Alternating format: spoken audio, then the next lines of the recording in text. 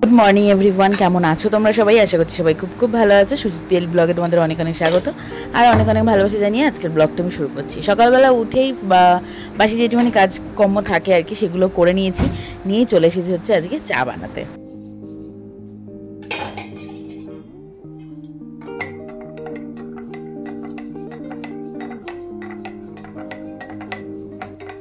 আমি তো প্রতিদিন চা খাই না, চা খেতে অতটা পছন্দ করি না। আজকে জানি না কেন একটু চা খেতে ইচ্ছা করছে, তাই জন্য এই যে চিনি দেওয়া চাটা এটা কিন্তু আমার জন্য।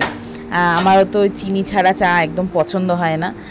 তো অনেকে খেতে পারে, যেহেতু তোমাদের দাদাভাই সুগারের জন্য একটু চিনিটা খাই না বললেই চলে, কিন্তু আমার ভালো লাগে না বলে আমি খাইও না। কিন্তু আজকে আবার ইচ্ছা করলো বলে একটু চা নিয়ে নিলাম। চলো চাটা কমপ্লিট করে আসি। আর আখি তো গেছে হচ্ছে স্কুলে। সকালবেলা ওকে স্কুল দিয়ে আসার পরে আমরা একটু ঘুমিয়েছিলাম, কারণ কিনা শরীরটা খুব একটা ভালো লাগছিল না, তো ওর জন্যে। চলো আগে চাটা খেয়ে নিই, তারপরে আবার তোমাদের সঙ্গে পরে কথা বলছি।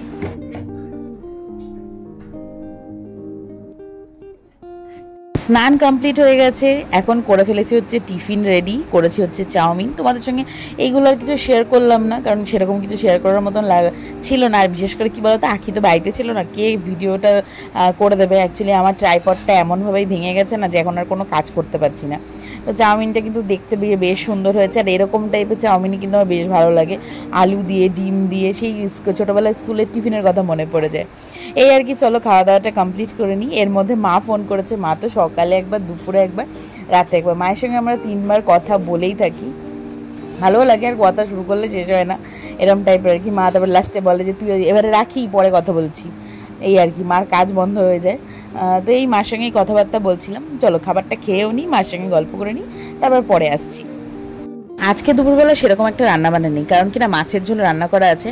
আর আগের দিনকে তোমাদেরকে বলেছিলাম যে তোমাদের দাদাভাই মাছ নিয়ে এসেছে, সাথে ছিল অনেকটা ডিম। তো ডিমটাই আমি ভেজে নিচ্ছি। দেখো কেমন মানে এমনি যে আমরা ডিমের অমলেট খাই সেরকমভাবে ভাজাটা হয়েছে না। তো এটা কিন্তু আমার মার কাছ থেকে শিখেছি। ডিমের মধ্যে কোনো রকম আমি না বেসন ইউজ করিনি। বেসন ব্যবহার করলে ডিমটা আরও কেমন একটা শুকনো শুকনো লাগে, ভালো লাগে না খেতে। তো 3 পিস হয়েছে, বেশ বড় বড় থালার মতন হয়েছে। 1 পিস এখন ভাজা খাবো, আর বাদবাকিটা না রেখে দেবো। তোমরা হয়তো কেউ বিশ্বাস নাও করতে পারো। এই দেখো, এটা কিন্তু মাছের ডিম। আমি আবার হাতাতে লেগেছিলো বলে দেখালাম, কারণ কি না তোমাদের যখন আমি ব্যাটারটা রেডি করেছি তখন আর তোমাদের দেখানো হয়নি। এর মধ্যে একটুখানি রসুন কুচি, পেঁয়াজ কুচি, কাঁচা লঙ্কা কুচি, এই সমস্ত কিছু দিয়েই আমি রেডি করেছিলাম। আর কোনো বেসন দিইনি। আর এখন একটুখানি কেটে নিচ্ছি, ব্যাস এই পিস পিস করে কেটে নেবো। নিয়ে এটা দিয়ে ডাল দিয়ে আমাদের খাওয়া হয়ে যাবে, কারণ কিনা ডালটা আমি করে নিয়েছি আগে। আর রয়েছে হচ্ছে মাছের ঝোল, এই দিয়ে এখন আজকের খাওয়া দাওয়া হবে।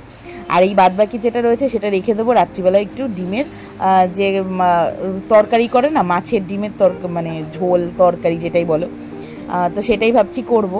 আমরা খুব একটা ভালো খাই না, তবুও আর কি করে নেবো, কী করবো, এতটা রয়েছে। তো তোমাদের দাদাভাই বললো করো, একদিন খাওয়াই যাবে। তো তাই জন্য করে নেবো। এখন এই ভাজাটা দিয়ে ভাত খাবো, বাদবাকিটা রেখে দিচ্ছি রাতের জন্য, রাত্রিবেলায় করবো বলে। এখন বাজে বিকেল 4টে। আর পাশে দিয়ে তোমরা একটুখানি আওয়াজ তো পাচ্ছই, একদম শিওর। কারণ কিনা পাশে আমার চলছে হচ্ছে স্ট্যান্ড ফ্যান, কারণ ফ্যান না চালিয়ে না একদম কোনো কাজ করা যাচ্ছে না, জানো তো বন্ধুরা।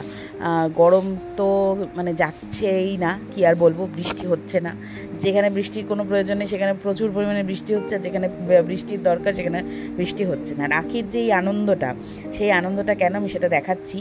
আমাদের যে ঘরটা প্লাস্টার হচ্ছিল, আগের দিনকে তোমাদেরকে দেখাচ্ছিলাম, আজকে কিন্তু প্রায় অর্ধেকেরও বেশি হয়ে গেছে প্লাস্টার। এর জন্যই এত আনন্দ সহকারে বলছে যে আমাদের ঘর একদম সুন্দর হতে চলেছে, এই বলেই চিৎকার চেঁচামেচি করছিল বাচ্চা মানুষ যেরকম করে আর কি। এখানে আমরা দাদাদের সঙ্গে কথা বলছিলাম আর কি, যে একটা ঘর প্লাস্টার করতে কত দিন সময় লাগতে পারে। তো দাদা একটা আনুমানিক হিসাব দিল, বললে আমি একা যেহেতু কাজ করছি, তো সেই জন্য একটা ঘর 6 দিন করে লাগবে। তো এই আর কি, যা কি আর করা যাবে, যেহেতু একজন একজন করে দাদা লোক পাঠাচ্ছেন কাজের জন্য।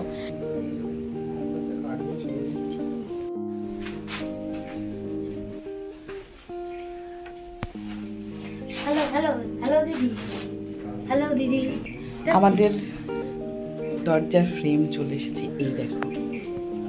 দাঁড়াও, এইভাবে দেখানো যায় না, ব্যাক ক্যামেরা করে নি। মানে কোন দুটো? এই দুটো ফ্রেম, অ্যাকচুয়ালি তো 4টে আসার কথা। ও সরি, এখানে দুটো ঘরের আর একটা মেন যে আমাদের গেটটা, ওই গেটের ফ্রেমটা এসেছে।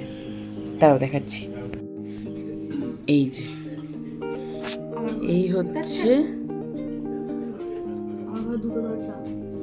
ফ্রেম।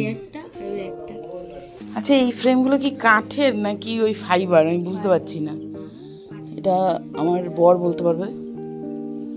যতদূর সম্ভব এটা ইয়ের, আমার মনে হচ্ছে, বুঝতে পারছি না। দাঁড়া, বাবাই কথা বলছে তো। আচ্ছা, ও আসুক তারপর জিজ্ঞাসা করছি।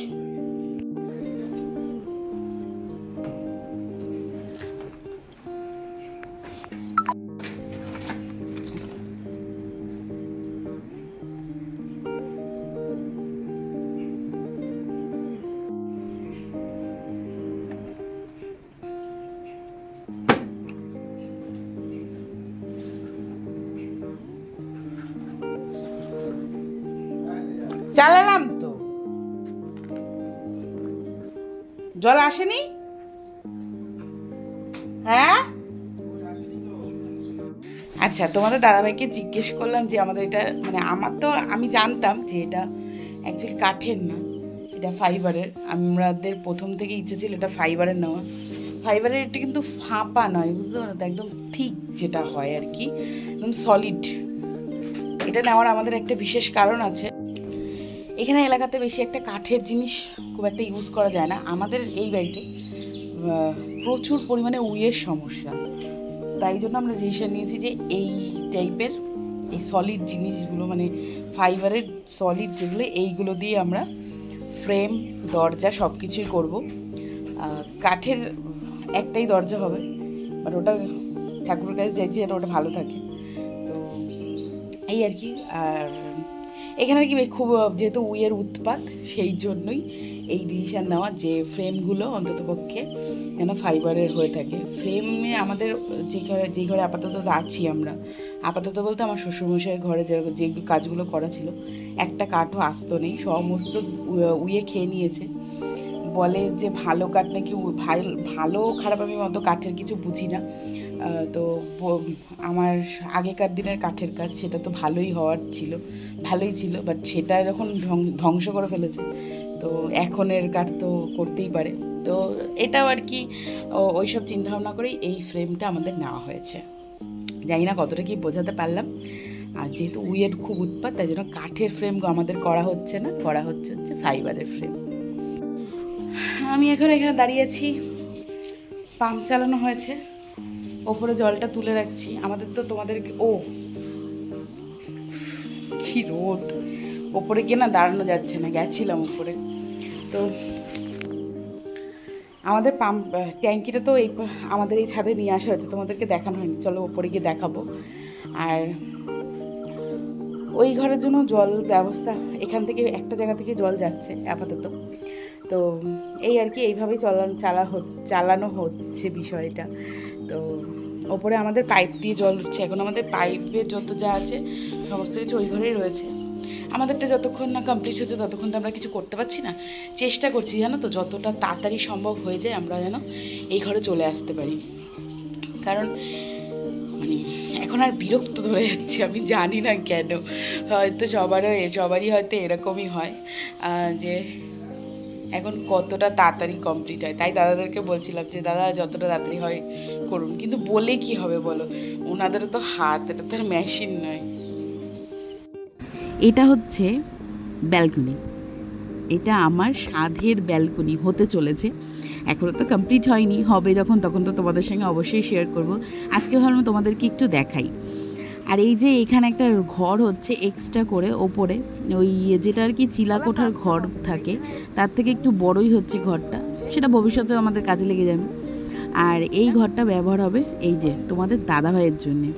আসলে ওর যে অফিসিয়াল বা যে কোনো কাজ বলো, ওর যে ব্যবসায়ী কাজ আর কি, অফিসিয়াল বলছি, যে ওর যে ব্যবসায়ী কাজ সেই সবগুলো যেন ও আলাদাভাবে শান্ত মাথায় একা বসে করতে পারে, সেজন্য এই ঘরটা করা। আর তোমাদেরকে যে বলছিলাম আমাদের ট্যাঙ্কিটা, ওই জলের ট্যাঙ্কটা ওখানে ওই ছাদের থেকে এই ছাদে চলে এসেছে, তো এই দেখো চলে এসেছে, এখানে এখন জলটা ভরে রাখা হচ্ছে। যদি কোনোভাবে এখনও তো ঝড় বৃষ্টির কোনো রকম সেরকম কথা নেই, যদি কোনোভাবে হঠাৎ করে কিছু হয়ে যায় তখন তো আমাদের ক্ষতি হতে 2 মিনিটও লাগবে না। তো চারিদিক দিয়ে ক্ষতিগ্রস্ত হয়ে তো লাভ নেই, পয়সাটা আমাদেরই খরচা হচ্ছে। তো ওই কারণে আর কি জল ভরে রাখা হচ্ছে যাতে কিনা উড়ে না যায়, এইসব চিন্তাভাবনা করেই এই আর কি। আর এই দিকে দেখো কি ভালো লাগছে না সূর্যটা এখান থেকে দেখতে। আর এই দিকে দেখো দাদাদের কাজ কমপ্লিট হয়ে গেছে, ওনারা বাড়ি চলে যাচ্ছে। চলো আজকের ব্লগটা আমি এইটুকুই রাখছি, দেখা হচ্ছে তোমাদের সঙ্গে নতুন একটা ব্লগ নিয়ে। ততদিন ভালো থেকো, সুস্থ থেকো, চলো টাটা।